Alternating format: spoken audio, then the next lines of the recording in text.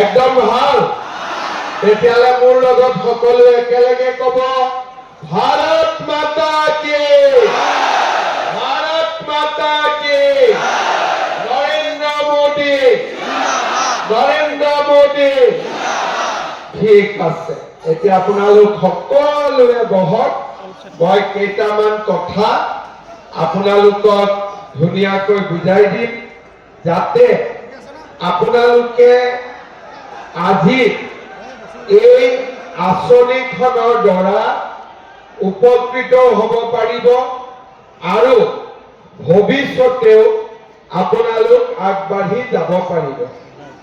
আজিৰ সভাত উপস্থিত আমাৰ অভিভাৱক মন্ত্ৰী ৰঞ্জিত দাস ডাঙৰীয়া, মন্ত্ৰী জয়ন্ত মল্ল বৰুৱা ডাঙৰীয়া, আমাৰ সকলোৰে সন্মানৰ সাংসদ ফণীভূষণ চৌধুৰী ডাঙৰীয়া, বঙাইগাঁৱৰ বিধায়িকা দীপ্তিময়ী চৌধুৰী ডাঙৰীয়ানী, জীৱেশ ৰয় ডাঙৰীয়া, দিবাকৰ নাথ আমাৰ জিলা আয়ুক্ত, ইন্দিৰা কলিতা উদ্যোগ বিভাগৰ সচিব, প্ৰকাশ কাশ্যপ, অশোক সিংহি, অশ্বিনী ৰায় চৰকাৰ, ভূপেন ৰায়, আমাৰ জিলা সভাপতি উজ্জ্বল কান্তি ৰয়, ৰঞ্জিত ৰয়, দীপাংকৰ নাথ আৰু ৰঞ্জিত সাহা, দেৱজিৎ বৰকলিতাকে আদি কৰি আমাৰ এই সভাত উপস্থিত ৰাইজ, আই মাতৃসকল আৰু যুৱক যুৱতী বন্ধু বান্ধৱীসকল, মই প্ৰথমতে বঙাইগাঁও জিলাৰ যিসকল হিতাধিকাৰী তেওঁলোকক এবাৰ থিয় হ'বলৈ অনুৰোধ কৰিম। বঙাইগাঁও, এইখিনি গোটেই বঙাইগাঁও। ঠিক আছে, বহক আপোনালোকে। এইবাৰ মই অনুৰোধ কৰিম ধুবুৰী জিলাৰ হিতাধিকাৰীসকলক থিয় হ'বৰ কাৰণে। বাপৰে, আজি গোটেই ধুবুৰীয়ে হৈ আছে। ঠিক আছে, আপোনালোক বহক। এইবাৰ মই অনুৰোধ কৰিম গোৱালপাৰা জিলাৰ হিতাধিকাৰীসকলক থিয় হ'বলৈ। বঢ়িয়া, বহক। এইবাৰ মই দক্ষিণ খালমাৰা মানকাছাৰৰ হিতাধিকাৰীসকলক। বঢ়িয়া। এতিয়া আজি আমি সকলোৱে জানো যে বঙাইগাঁও জিলাৰ 1767 গৰাকী, ধুবুৰী জিলাৰ 2949 গৰাকী, গোৱালপাৰা জিলাৰ 2352 গৰাকী আৰু দক্ষিণ খালমাৰা জিলাৰ 305 গৰাকীকে ধৰি সৰ্বমুঠ আমাৰ 7352 গৰাকী যুৱক যুৱতীক মুখ্যমন্ত্ৰীৰ আত্মনিৰ্ভৰ অসম অভিযানৰ প্ৰথম কিস্তিৰ ধন বিতৰণ কৰিবলৈ আমি ইয়াত উপস্থিত হৈছো। এই অভিযানক আমি 2.0 বুলি কৈছো। তাৰ মানে 2024 চনত আমি প্ৰথমবাৰ এই আঁচনিখন আৰম্ভ কৰিছিলো আৰু 25,000 ল'ৰা ছোৱালীক আমি প্ৰথমবাৰৰ বাবে স্বাৱলম্বী হোৱাৰ বাবে এই সুন্দৰ আঁচনিখন আগবঢ়াই দিছিলো। এতিয়া এই বছৰ আমি টাৰ্গেট লৈছো যে 75,000 ল'ৰা ছোৱালীক আমি মুখ্যমন্ত্ৰীৰ আত্মনিৰ্ভৰ অসম অভিযানৰ জৰিয়তে উপকৃত কৰিম, যাতে আপোনালোক নিজৰ ভৰিৰ ওপৰত নিজে থিয় দিব পাৰে।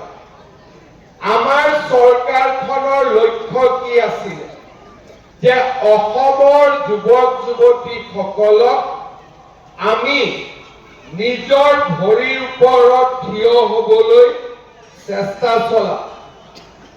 প্ৰথম আমি ৰাইজক কৈছিলো যে আমাৰ চৰকাৰ আহিলে 1 লাখ ল'ৰা ছোৱালীক আমি চৰকাৰী চাকৰি দিম আৰু 2 লাখ ল'ৰা ছোৱালীক আমি আত্মসংস্থাপনৰ সুবিধা দিম।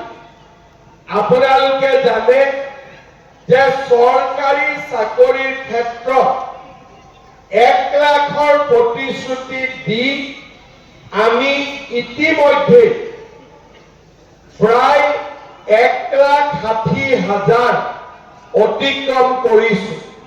অহাকালিও প্ৰায় 2000 যুৱক যুৱতীয়ে চৰকাৰী চাকৰিত যোগদান কৰিব। কিন্তু আমাৰ অসমত নিবনুৱা যুৱক যুৱতীৰ সংখ্যা 15 লাখতকৈও বেছি। এতিয়া এই নিবনুৱাসকলক আমি যদি সংস্থাপন কৰিব লাগে, কৰ্মচাৰী সৃষ্টি কৰি আমি এই যুৱক যুৱতীসকলক আমি সংস্থাপিত কৰিব নোৱাৰো। আমি কেনেকে সংস্থাপিত কৰিম? নিয়োগকৰ্তাৰ সৃষ্টি কৰিব লাগিব। মানে চাকৰি কৰা ল'ৰাৰ পৰিৱৰ্তে চাকৰি দিব পৰা ল'ৰা ছোৱালী আমি সৃষ্টি কৰিব লাগিব। যোৱাবাৰ যেতিয়া আমি 25,000 ল'ৰা ছোৱালীক এই মুখ্যমন্ত্ৰীৰ আত্মনিৰ্ভৰ অসম অভিযান আৰম্ভ কৰিছিলো, তেতিয়া মই তেওঁলোকক কৈছিলো যে আপোনালোকে একোটা উদ্যোগ বা ব্যৱসায় স্থাপন কৰক, 4 জন ল'ৰা ছোৱালীক আপোনালোকে চাকৰি দিব পৰা পৰ্যায়লৈ আহক। যদি 25,000 যুৱক যুৱতীয়ে ব্যৱসায় কৰি উদ্যোগ কৰি 4 জনকৈ ল'ৰা ছোৱালীক নিজে চাকৰি দিব পাৰে, কিমান ল'ৰা ছোৱালীয়ে চাকৰি পালে? 1 লাখ ল'ৰা ছোৱালীয়ে চাকৰি পালে। সেইকাৰণে আমি ভাবিছিলো যে চাকৰি কৰা ল'ৰা ছোৱালীৰ লগতে আমি অসমত এনেকুৱা এচাম যুৱক যুৱতীৰ সৃষ্টি কৰিম যোনে নিজে চাকৰি নকৰে, তেওঁলোকে বেলেগক চাকৰি দিব। 25,000 ল'ৰা ছোৱালীক আমি প্ৰথম কিস্তি বা আজি আপোনালোকক আমি প্ৰথম কিস্তিত 75,000 টকা দিম। কাউণ্টাৰ আছে, মিটিঙৰ পিছত আজিয়ে আপোনালোকে 75,000 টকাৰ চেক পাব। এমাহৰ ভিতৰত আমি আপোনালোকক 3 দিনীয়া এটা ট্ৰেইনিং দিম আৰু এখন এগ্ৰিমেণ্টত আপোনালোকে চহী কৰিব। কিন্তু আমাক মাটি মৰ্টগেজো নালাগে, গ্যাৰেণ্টৰো নালাগে, আমাক একো নালাগে, মাত্ৰ আপোনালোকৰ চহীটো লাগে। এই চহীটো দিয়াৰ লগে লগে আমি আপোনালোকক আৰু 25,000 টকা দিম। কিমান হ'ল? 1 লাখ। এই 1 লাখ টকা লৈ আপোনালোকে ব্যৱসায় বা উদ্যোগ আৰম্ভ কৰক। কাৰোবাৰ যদি আগতেই কিবা বিজনেছ আছে, তাতে দোকানখন আৰু ডাঙৰ কৰক, আমাৰ কোনো আপত্তি নাই। ইয়াৰ পিছত আমি আপোনালোকক সহায় কৰিম।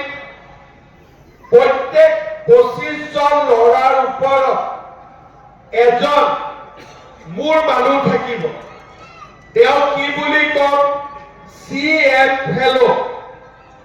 CM ফেলোজনে কি কৰিব আপোনালোকক অহা যোৱা কৰিব বেংকত কেনেকৈ একাউণ্ট খুলিব লাগে কেনেকৈ পইচা থব লাগে আপোনালোকৰ ৰিপৰ্ট আমাক সেই ব্যক্তিগৰাকীয়ে এক সপ্তাহৰ মূৰে মূৰে দি থাকিব এক বছৰ পাৰ হোৱাৰ পিছত যিসকলে এই টকাটোৰ সৎব্যৱহাৰ কৰে তেওঁলোকক আমি তৃতীয় কিস্তি হিচাপে আৰু 1 লাখকৈ টকা আপোনালোকক আমি দিম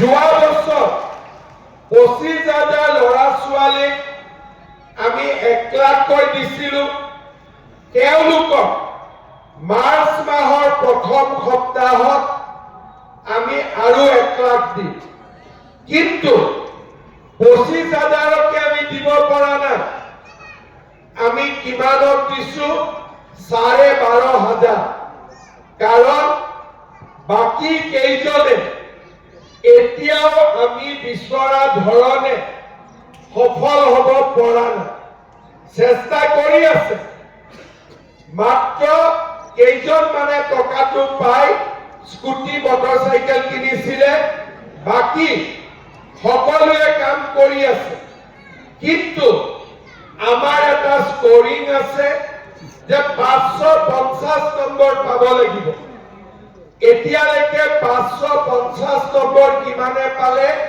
25,000ৰ 50% মই ভাবো 4-5 মাহ আৰু আগবঢ়াৰ পিছত আৰু 5,000 1 লাখ টকা পাব যোগ্য হ'ব আজি আপোনালোক হল আমাৰ দ্বিতীয় বেচ এই দ্বিতীয় বেচত আপোনালোকে 1 লাখ টকা পাব লগে লগে আজি 75 এগ্ৰিমেণ্টত সাইন কৰাৰ লগে লগে 25,000 আৰু 1 লাখ পাব এবছৰ পিছত কিন্তু এই টকা 1 লাখ টকা চৰকাৰক আপোনালোকে ঘূৰাই দিব নালাগে পুৰাটো আৰু শুনিলক আৰু ভাল পাব সেকেন্ড ইনষ্টলমেন্ট আপোনালোকে 1 লাখ টকা পাব 5 বছৰত আপোনালোকে আমাক ঘূৰাই দিব 1 লাখ ঘূৰাই দিব নালাগে আৰু 1 টকাও আমাক ইন্টারেস্ট দিব নালাগে সুদ দিব নালাগে ভাল হ'বনে বেয়া হ'ব ভাল হ'বনে বেয়া হ'ব এতিয়া অকল এইটোৱে নহয় আমি আপোনালোকক কি কৰিম আপোনালোকক আমি কি কৰিছো আমি আপোনালোকক ৰেডি কৰিছো কাৰ কাৰণে ৰেডি কৰিছো প্ৰধানমন্ত্ৰী 3টা আঁচনি আছে PMEGP মুদ্ৰা এনেকৈ প্ৰধানমন্ত্ৰী ডাঙৰীয়াৰ বেংকৰ পৰা লোন দিয়াৰ আঁচনি আছে আমি কি কৰো ল'ৰা ছোৱালীক আমি আমাৰ ডিসি সকলে ৰিভিউ কৰি থাকে আৰু বেংকৰ লগত কথা পাতি মুখ্যমন্ত্ৰীৰ আত্মনিৰ্ভৰ অসম অভিযানৰ হিতাধিকাৰী সকলক আমি মুদ্ৰা বা PMEGP লোনৰ লগত সংলগ্ন কৰি দিম আপোনালোকে জানি ভাল পাব যে প্ৰথমবাৰ যি 25,000 ল'ৰা ছোৱালীয়ে আমাৰ পৰা টকা পাইছিলে তেওঁলোকৰ ভিতৰত এতিয়ালৈকে 2,000 জনক আমি বেংকৰ পৰা লোন লোৱাৰ ব্যৱস্থা কৰি দিছো 10 লাখ টকা তেওঁলোকে বেংকৰ পৰা লোন পাইছে অহা 2 এদিনতে অসমৰ আৰু 2টা বেংকে আমাৰ লগত সহি কৰিব যে মুখ্যমন্ত্ৰীৰ আত্মনিৰ্ভৰ অসম অভিযানৰ লৰা ছোৱালী 1000 কৰি 2000 লৰা ছোৱালীক আমি আৰু মুদ্ৰা আৰু PMEGP লোন দিম।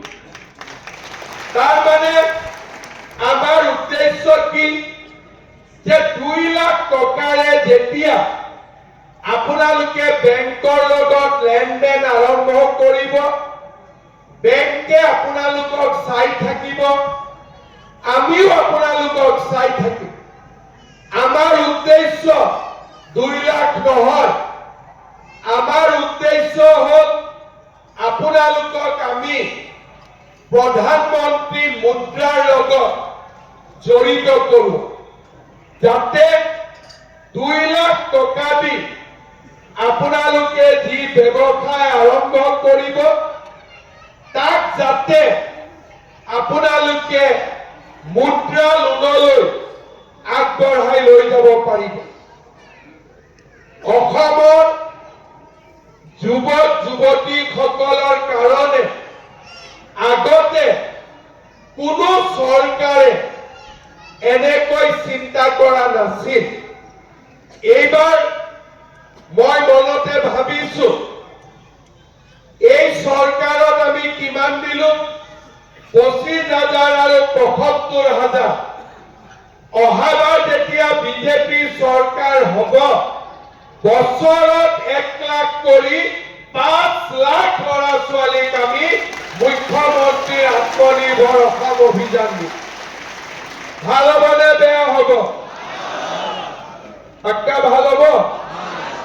কিন্তু আৰু ভাল হ'ব যদি আপোনালোকে এই টকাটো দি মটৰ চাইকেল স্কুটাৰ নিকিনি ভাল কৰি যদি কাম কৰে, তেতিয়াহ'লে 5 লাখ নহয়, অহা বছৰ মই 10 লাখলৈকে চিন্তা কৰিব পাৰিম।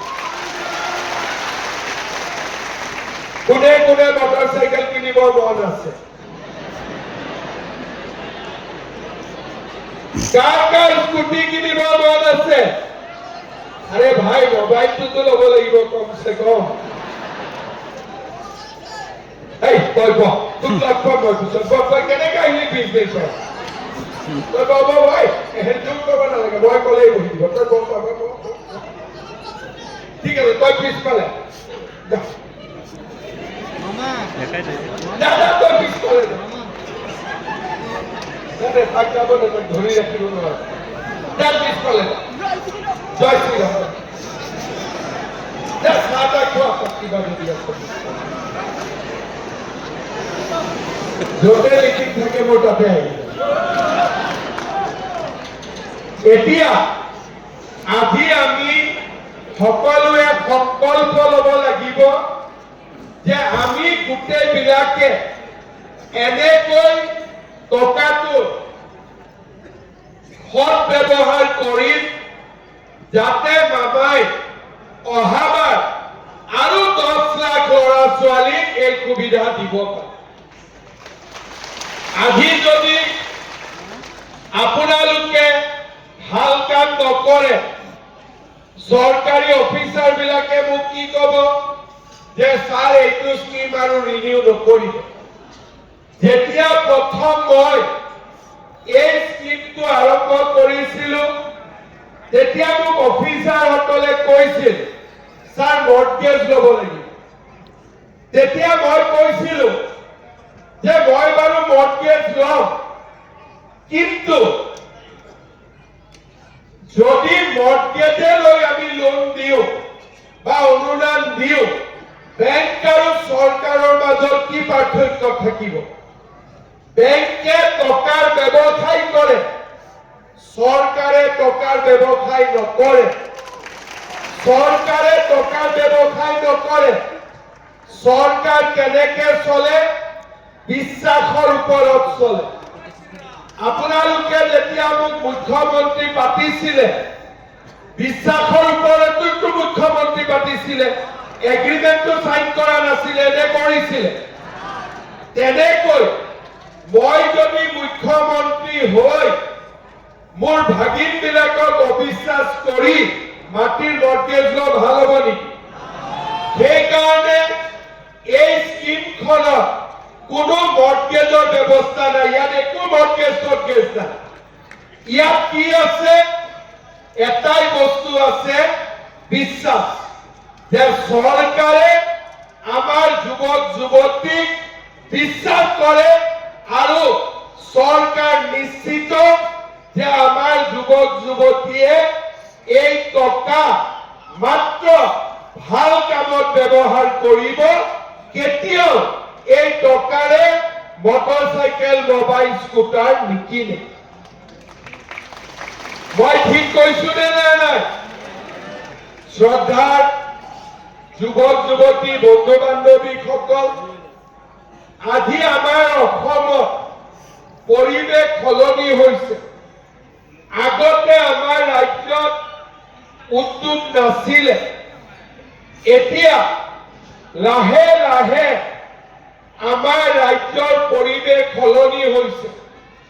ধুবুৰীৰ চাপৰত 50,000 কোটি টকা খৰচ কৰি থাৰ্মেল পাৱাৰ প্ৰজেক্ট আহি আছে।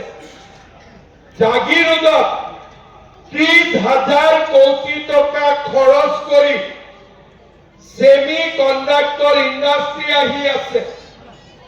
নুমলীগড়ত 30,000 কোটি টকা খৰচ কৰি নুমলীগড় শোধনাগাৰৰ এক্সটেনশনৰ কাম আৰম্ভ হৈছে। নামৰূপত আমাৰ সাৰ কাৰখানা, ইউৰিয়া আৰু এমোনিয়া কাৰখানা আৰম্ভ হ'ব। কিমান টকাৰে? 12,000 কোটি টকা। আমাৰ অসমত কিমান টকাৰ উদ্যোগ আহিব? 5 লাখ কোটি টকা। এতিয়া মই আপোনালোকক বুজাব চেষ্টা কৰিম, যেতিয়া চাপৰত পাৱাৰ প্ৰজেক্ট আহিব বা জাগিৰোডত সেমি কণ্ডাক্টৰ হ'ব, মাত্ৰ চাপৰৰ পৰা ৰেল ষ্টেচন আৰু ৰেল ষ্টেচনৰ পৰা চাপৰলৈ কিমানখন ট্ৰাক লাগিব? 500খন ট্ৰাক লাগিব। জাগিৰোডত যেতিয়া সেমি কণ্ডাক্টৰ হ'ব, সেই টাউনশ্বিপত কিমান মানুহ থাকিব? প্ৰায় 30,000 ফেমিলি থাকিব।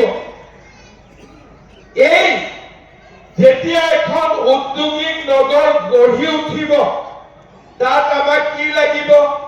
ট্ৰাক লাগিব, গেলামালৰ দোকান লাগিব, বিউটি পাৰ্লাৰ লাগিব। আমাক তাতে ড্ৰাই ক্লিনাৰ লাগিব, আমাক তাতে ব্যক্তিগত স্কুল লাগিব, আমাক তাতে ইলেক্ট্ৰিচিয়ান লাগিব, ইলেক্ট্ৰিকৰ দোকান লাগিব, তাতে আমাক গাড়ীৰ মেকানিক্স লাগিব। আপোনালোকে চিন্তা কৰক, এটা ডাঙৰ উদ্যোগ স্থাপন হলে লগত আমাক কিমান কাম কৰিব পৰা যুৱক যুৱতীৰ প্ৰয়োজন হ'ব।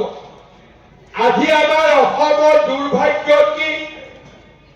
আপোনালোকে গুৱাহাটীত যদি চাই, গুৱাহাটীৰ ফ্লাইঅভাৰৰ তলত ব্যৱসায় কৰিলে দিনত 50,000 টকাৰ বিক্ৰী হয়, কিন্তু সেই ফ্লাইঅভাৰৰ তলত অসমীয়া ল'ৰা ছোৱালী নবহে। লাজ লাগে। কোনে বহে? যিবিলাকে বহে তেওঁলোক কোন হয় আমিও চিনি নাপাওঁ। মই কওঁ তেওঁলোক আমাৰ অচিনাকি মানুহ। যদি মেডিকেলৰ সন্মুখত, গুৱাহাটী মেডিকেলৰ সন্মুখত এখন যদি চাহৰ দোকান দিয়ে, কিমান টকাৰ বিক্ৰী হয়? ডেইলি 50-60,000 টকাৰ বিক্ৰী হয়। আমাৰ ল'ৰা ছোৱালীয়ে নকৰে। আমাৰ ল'ৰা ছোৱালীয়ে কি কৰিব? যে আমি লাগিলে কৰ্ণাটকত গৈ সিকিউৰিটি গাৰ্ড হওক, অন্ধ্ৰ প্ৰদেশত সিকিউৰিটি গাৰ্ড হওক, কিন্তু অসমত আমি সৰু সুৰা কাম নকৰো। ব্ৰহ্মপুত্ৰৰ পানী ইটো গৈয়ে থাকিব, কতোতো শূন্য হৈ নাথাকে। যদি আমাৰ ল'ৰা ছোৱালীয়ে কাম নকৰে, কোনোবাই বেলেগে আহি কাম কৰিব। আমাৰ ল'ৰা ছোৱালীয়ে যদি জেচিবি নিকিনে, কোনোবাই কিনিব। আমাৰ ল'ৰা ছোৱালীয়ে ট্ৰাক নিকিনিলে, কোনোবাই কিনিব। আমাৰ ল'ৰা ছোৱালীয়ে দোকান নিদিলে, কোনোবাই দোকান দিব। আমাৰ ল'ৰা ছোৱালীয়ে স্কুল নুখুলিলে, কোনোবাই খুলিব। জাগাটোতো খালী হৈ নাথাকে। যোৱা বছৰ বিলাকত আমি আমাৰ জাগাবিলাক খালী কৰি দিলো।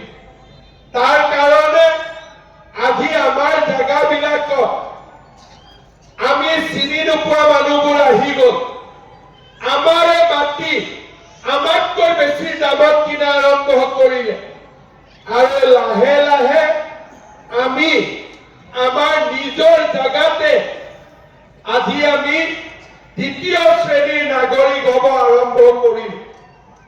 অৰ্থনৈতিক ক্ষমতা যদি আমাৰ হাতত নাথাকে, আমাৰ জাতিটো বহুদিন জীয়াই থাকিব নোৱাৰে। আজি আমাৰ অসমৰ ল'ৰা ছোৱালীয়ে কাম কৰিব লাগিব, আৰু কাম কৰিবলৈ আপোনালোকক টকা পইচা দৰকাৰ। মই আপোনালোকৰ লগত আছো। আপোনালোকে যদি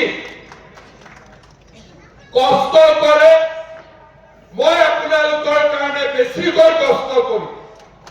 আপোনালোকে যদি এই 2 লাখ টকাৰ আঁচনিখন ভাল কৰি সফল কৰি তোলে, এইখন আঁচনিয়ে অহাবাৰ 4 লাখ টকাৰ হ'ব, আগবাঢ়ি গৈ থাকিব।